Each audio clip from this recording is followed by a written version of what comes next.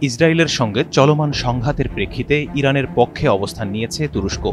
দেশটির president Recep Tayyip Erdogan বলছেন, ইসরায়েলের রাষ্ট্রীয় সন্ত্রাসবাদের বিরুদ্ধে বৈধ আত্মরক্ষা করছে ইরান। গেল 18 জুন কাতার ভিত্তিক সংবাদ মাধ্যম আল জাজিরা এ তথ্য জানিয়েছে। এরদোয়ান আরও বলেন, ইসরায়েলি হামলায় শত শত বেসামরিক নাগরিক নিহত হয়েছে এবং চিকিৎসাকর্মী, সংবাদ সংস্থা ও আবাসিক এলাকা লক্ষ্যবস্তু করা হয়েছে। ইরানের পারমাণবিক আলোচনা চলাকালীন এই হামলাগুলো সংঘটিত হয়েছে। তুর্কি নেতা তীব্র সমালোচনা করে বলেন, ইসরায়েলের কাছে পারমাণবিক অস্ত্র রয়েছে এবং তারা কোনো আন্তর্জাতিক নিয়মকে স্বীকৃতি দেয় না। আলোচনা শেষ হওয়ার জন্য অপেক্ষা করেনি, বরং ফলাফল না জেনেই একটি সন্ত্রাসী কাজ চালিয়েছে।